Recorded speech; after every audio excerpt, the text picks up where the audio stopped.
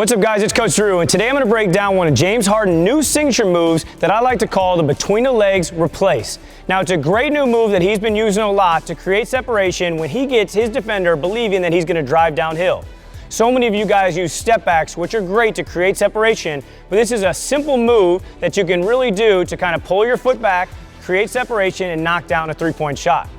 So the first thing you got to do is you have to get in an isolation situation and really make your defender believe that you're going to drive downhill. I'm going to pretend I'm James Harden and act like I'm left-handed so you can see exactly what he does. A lot of times he has his left foot forward and he gets into this float series where he's really selling like he's going to drive downhill with his left hand. When he does this, he starts attacking and he slowly creeps up right here. His defender starts retreating a little bit because he's worried that eventually he's going to take off and blow by him and explode to the basket for a finish at the rim.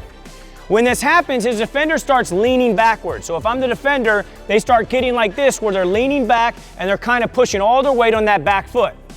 James will kind of rock him to sleep and creep up to that three-point line, and as soon as he does, he'll make a hard jab with his left foot to really sell a downhill explosion, and then he'll pull that foot backwards. So if he's right here and he's floating right here, he'll take a hard jab, bring the foot back, get on balance, and knock it down.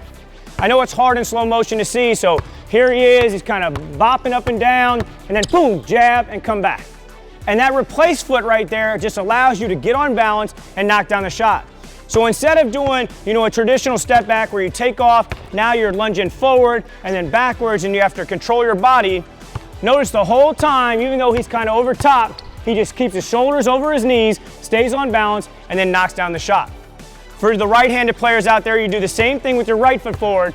You bait them, act like you're going downhill, jab, pull back, and knock it down. One last thing that's important, your defender has one chance to get the ball with a swipe. So when you do this jab, you don't want to dribble and then bring the ball out. You want to keep it tight. So as soon as you dribble, keep the ball tight to your chest, boom, so that you can get it in your pocket and knock it down without your defender deflecting it. Great new move that you should try out if you're a three-point shooter that can also get defenders to believe that you're driving downhill to try to make a play.